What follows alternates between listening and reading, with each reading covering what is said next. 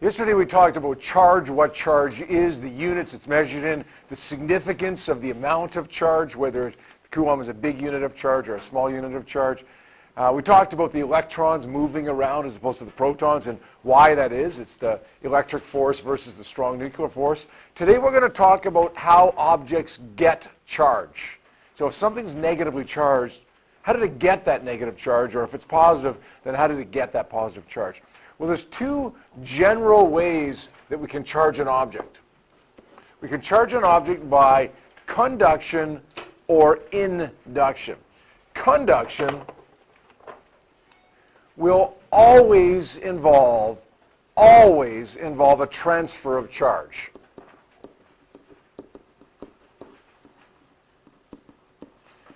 Or when I write always Q transfer, that means always charge transfer, right? Always a transfer of charge, as opposed to induction, which never involves a charge transfer.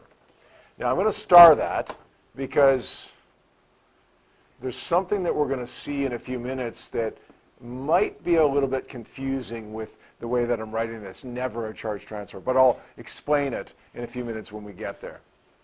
For now, we'll say that there's never a charge transfer. Now, I'm going to say that conduction usually involves, not always, usually involves touching. Two things touch together and charges transfer as a result of that, but not always. Sometimes we get arcing. We talked a little bit about that yesterday with aluminum wiring, right? We also saw that when we used our Van de Graaff generator yesterday, and we were done, we turned it off, and then somebody went to touch somebody else's finger. Sometimes they got shocked just before contact was made. That's arcing as well. It's like mini lightning in a sense. That's charging by conduction. Conduction always involves that charge transfer, and it usually involves two things touching each other, but not always. Induction never involves a charge transfer, although we started that. We'll see why in a few minutes. It also never involves touching.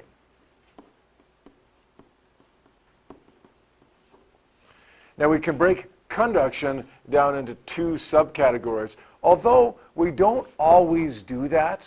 Okay, a lot of times on an exam we just see it as one general category of conduction, but we can break it down into two subcategories. One we call friction, and the other one we call contact.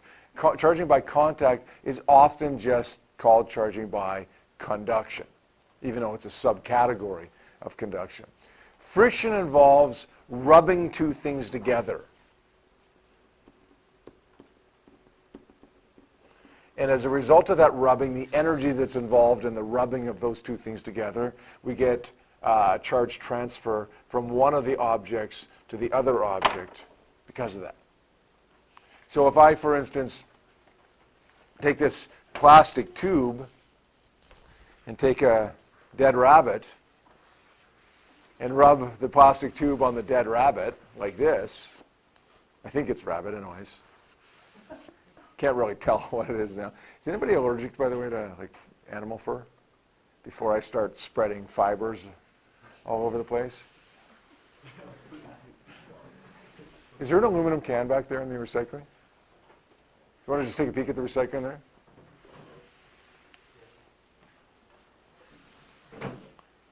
Thanks. If I take this dead rabbit and I rub it against this piece of plastic, you can hear, if you listen carefully, the charge is moving, right? It's actually discharging is what you actually hear. But you know that I'm transferring charge. That's charging by conduction, specifically charging by friction. Now, if the total charge on each of them was 0 ahead of time, the total charge is still 0, right? If the plastic became +3, then the fur would become -3, because the total charge by the law of conservation of charge has to remain 0. Bottom line is they both become charged. You know that. A, you can hear it, but B, if I put this piece of plastic nearby this aluminum can, you can see that the aluminum can is attracted towards the plastic. And that wouldn't be attracted towards the plastic if this piece of plastic wasn't charged, right? It wasn't charged before. Okay, I'll take one over here. It's not charged. Bring it nearby the plastic. Nothing happens. But when I rub it against the fur, something happens. We get that force of attraction, right? Charged objects, which was the piece of plastic, attract neutral objects, right? So this one must have been charged when I rubbed it with the animal fur. Okay, that's charging by friction, and it is governed by, just like everything else, the law of conservation of charge. Got it? Now, charging by contact is when two things, well, they either two charged objects touch each other, or they come close enough that it's as if they touch each other, and the charges attempt to balance. Okay? Now I'm going to say here, this involves touch and balance. Although I'm going to star both of those, because they don't always necessarily touch. When I walk across the carpet with my leather-soled dress shoes, okay, I charge myself by friction. Okay, leather and carpet end up charging really, really well, actually. So I charge myself by friction, and then I walk over and I touch Megan's finger and I give her a shock. It was charging by friction as I charged myself walking across the carpet. It's charging by contact as I touch Megan's finger and charge transfers from me to her. Does that make sense? Now, sometimes realistically what's going to happen is that charge is going to transfer just before my finger touches Megan's finger. Even though I haven't touched her finger, that's still charging by contact because it's close enough to being touching. That make sense? Charge is transferring. It doesn't involve touching, but it usually does. And we attempt to balance. I'm starting these because it's not always touching. It's just close. And they don't always balance. They only balance if they're similar size, similar shape, similar material objects. But they try to balance, right? This is what we've been talking about yesterday and earlier today, this charging by contact, even though we didn't call it that. Both are governed, as everything else is, by the law of conservation of charge. Now, let's talk about charging by induction. The first thing that we can do with induction is induce, induction, induce, what we call a temporary separation of charge. And what do we mean by that? Well, let me draw a picture of it.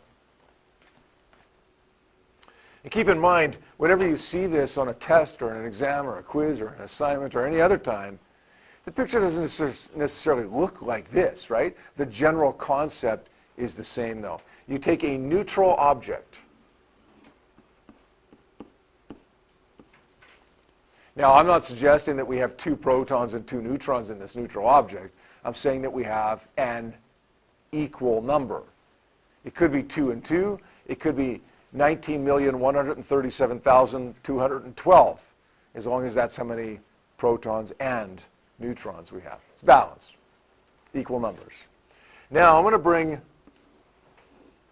another object nearby that is, in this case, positive. Not just positive. There's protons and there's electrons, but there's more protons than electrons, so it's overall positively charged. Does that make sense? Okay, Simon, I'm going to ask you this question. You're going to see why in a second, okay? What happens to the protons in this neutral object? The round one, remember, is the neutral object. What happens to the protons in that neutral object? They're not going to do anything. Good, you passed. Okay. You passed. The protons aren't going to do anything because those protons are too tightly bound in that nucleus. They're just going to pretty much stay where they are, right? What's going to happen to the electrons? Cora, what's going to happen to the electrons in this neutral object? They're going to move where? Which way?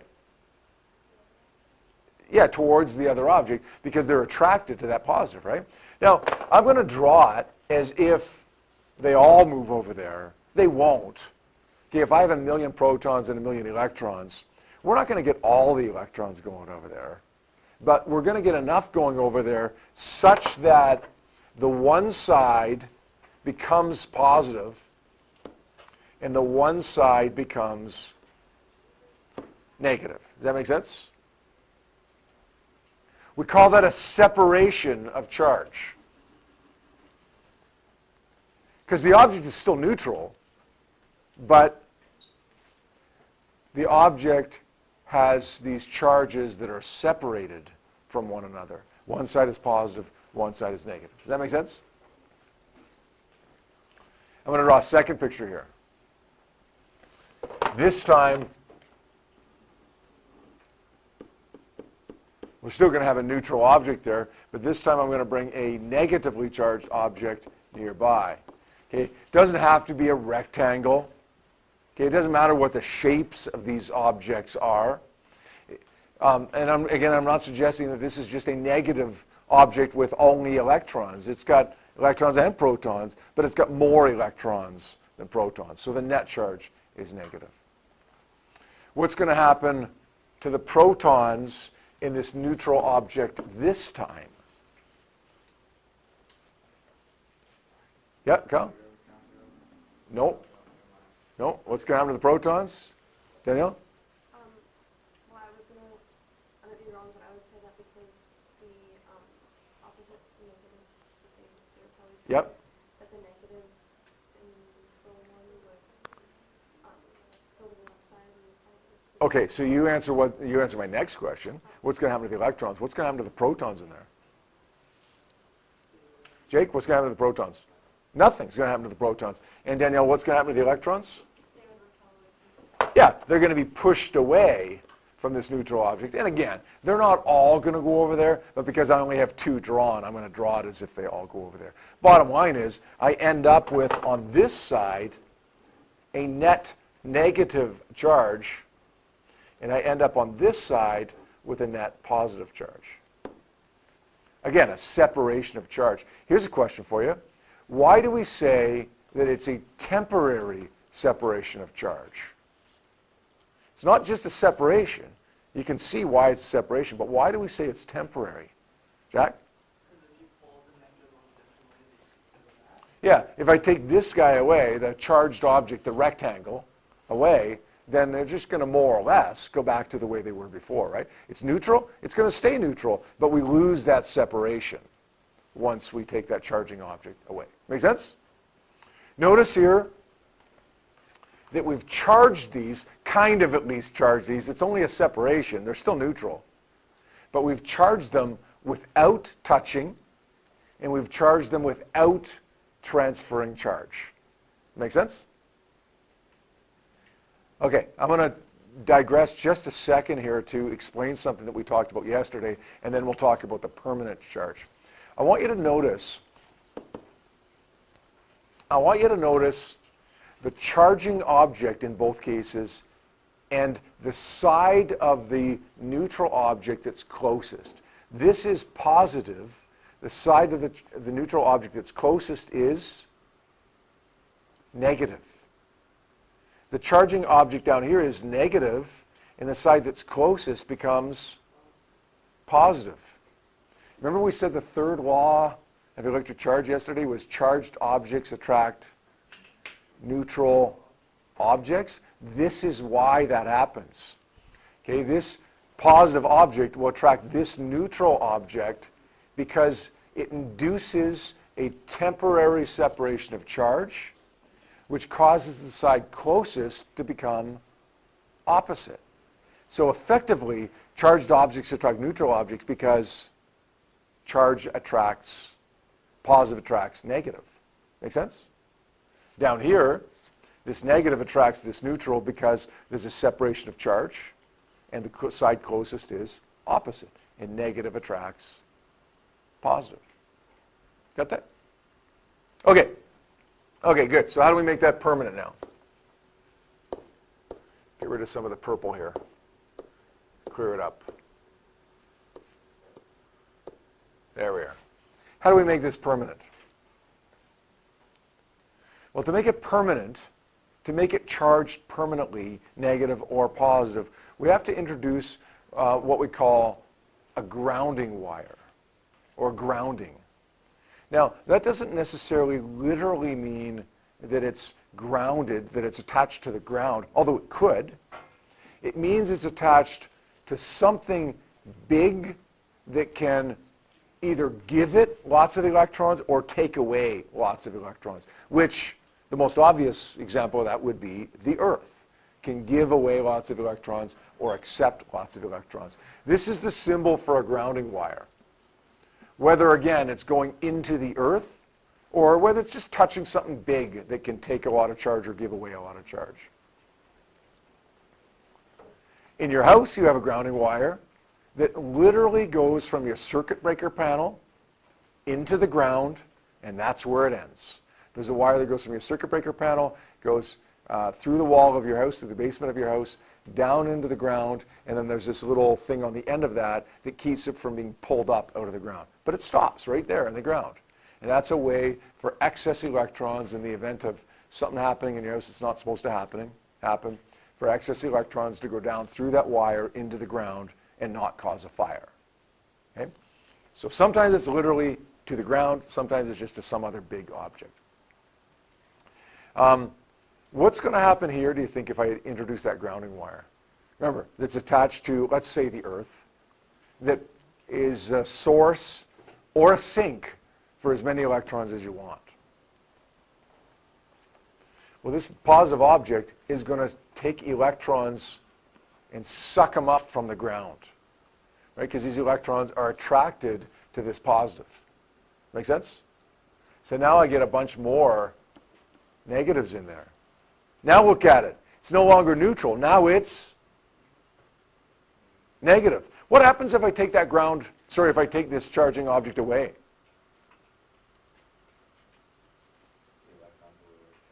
Yeah, it's going to go back, right? They're just going to pretty much go back. So here's what I got to do before I take this away in order to make it permanent. I got to cut that ground wire, remove that ground wire. Now, this thing that was neutral is now negative, and it has no way of pushing the electrons back down into the ground. So now it's permanent. Make sense? Remember when I was describing this up here? I starred this and said never a charge transfer, but I starred it, so there was a little asterisk by it. Never a charge transfer. There really is charges transferring from the ground here, right? But notice between this, between here, the thing that's doing the charging, there's no touching, and there is no charge transfer. Does that make sense? So there is charge transfer happening, but not between the two objects that are doing the charging. Okay? What about down here on the bottom? If I attach a ground wire here, what's going to happen? What does this negative object do? Suck electrons up from the ground? No? Nick, what does it do? Yeah, it pushes electrons down into the ground, including these guys right here. Now what do I got? This is positive now, right? I've charged it positive by induction. Still a charge transfer taking place here, right? But no charge transfer taking place right here, which is the important part of it. How do I make this permanent? You got to cut that ground wire. Otherwise, you take that away, the electrons are just going to come back up from the ground into the object and neutralize it again. Okay? A couple of things before we shut it down here. A, it doesn't matter where I put this ground wire. I put it on the side opposite, but I could have just as easily put it over here. We'd get the exact same phenomenon. Or I could have just as easily, instead of putting a ground wire in, just touched it to another big thing that could serve as the earth. We'd get the exact same thing. We'd call it grounding, and we'd get the exact same observations. Make sense?